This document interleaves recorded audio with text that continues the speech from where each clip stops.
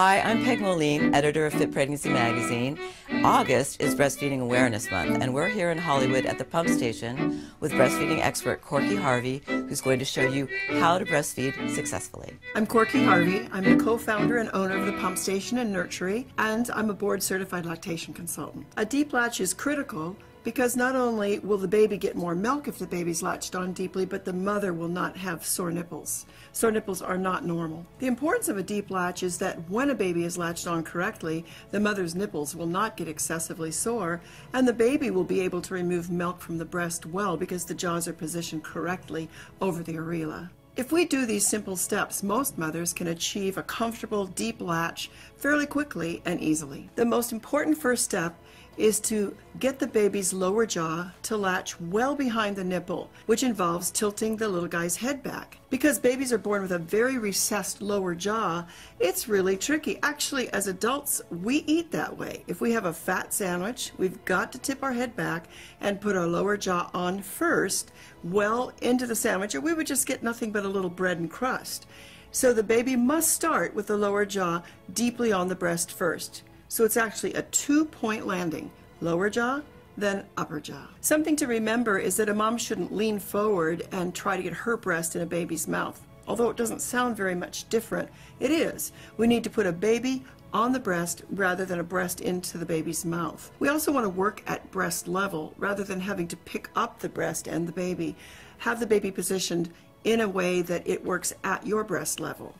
We want moms to sit up straight and comfortable. We love to have a little backrest behind their back, even their feet up on a stool so their lap is lifted, and to be incredibly comfortable. Some moms might find it more comfortable to use a nursing pillow, although it isn't necessary, and some moms can just use a bed pillow or nothing at all. I nursed 3 babies with no particular pillows because they weren't on the market in my time, and did just fine, but they can be really helpful.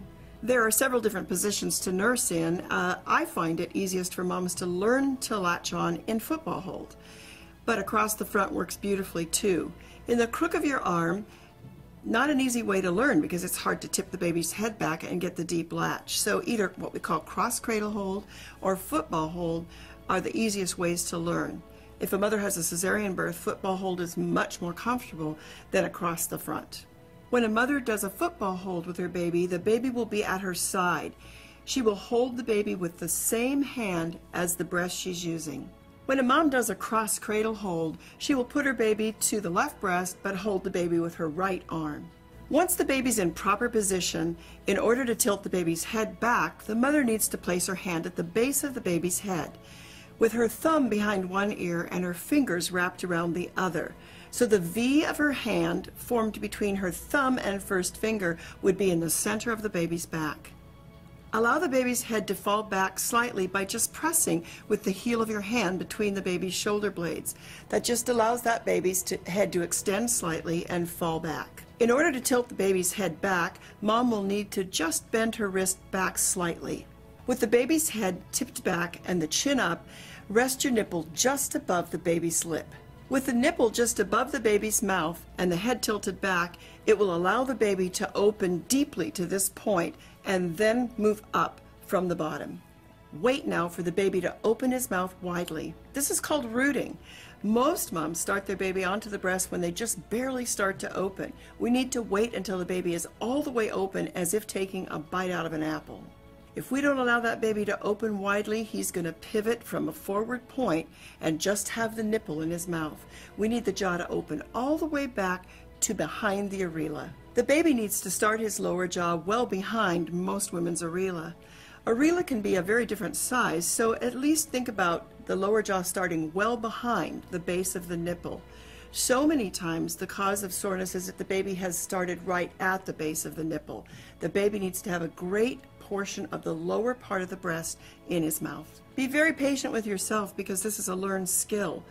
Knowing when the right moment is, especially when the baby's in football hold and you can't really see that lower jaw going on, you just have to be patient as you learn.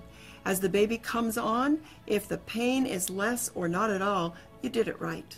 Allowing the baby's jaw to open widely is the most important part of this.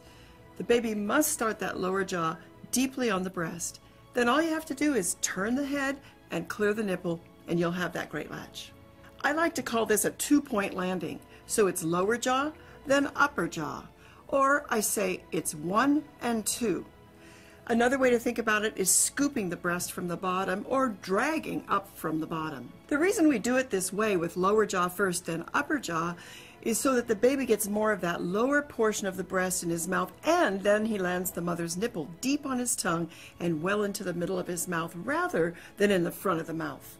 If the latch is shallow and the baby lands that nipple in the front of his mouth, then the nipple gets pulled up into the front of the palate and compressed by the lower jaw and tongue, causing severe damage. As we work with mothers every day, I would say that at least 95% that come in with sore nipples saying, I think I'm doing it right, are able to be taught a deeper latch on and go out of here smiling because they said, oh my God, it doesn't hurt. While you're nursing, you should feel a pull-tug sensation, but not a painful sensation. With the first latch, you might feel a little bit of pain, but that should go away in just seconds or minutes. If it is hurting throughout the feed and really painful, you should take the baby off and try again. When you bring your baby deeply onto the breast, the nose should actually be touching or very close. Many parents worry that the baby can't breathe, but babies are smart. If they can't breathe, they'll lean their head back or even release the breast. You don't need to press on the breast to create nostril space. That can actually be dangerous for moms because it can cause plugged ducts. You can relax your baby back a little bit just so you're not worried anymore. When the baby has come off the breast, look down. Your nipple should be round and extended, but not compressed flat or pinched to a crease. Sometimes it can even look like a new tube of lipstick, flat on the bottom and creased across the tip. That's going to be the line of blister very soon. To remove your baby from the breast, slip a finger in the corner of his mouth between his jaws, which will release the suction. If it does look pinched and compressed, you need to work a little harder to get that baby on deeper because that will soon form a line of blister. The visual cues you should look for to know that your baby's latched on correctly is that the baby's mouth will appear wide open, not pursed and like whistling at the base of the nipple. The lower jaw and lips should be well behind the areola, and your baby should be sucking and swallowing. You know you don't have a good latch on if it hurts, if your nipple is coming out of the baby's mouth pinched, compressed, and if you're getting scabby, sore nipples. As the baby comes on, if the pain is less or not at all, you did it right.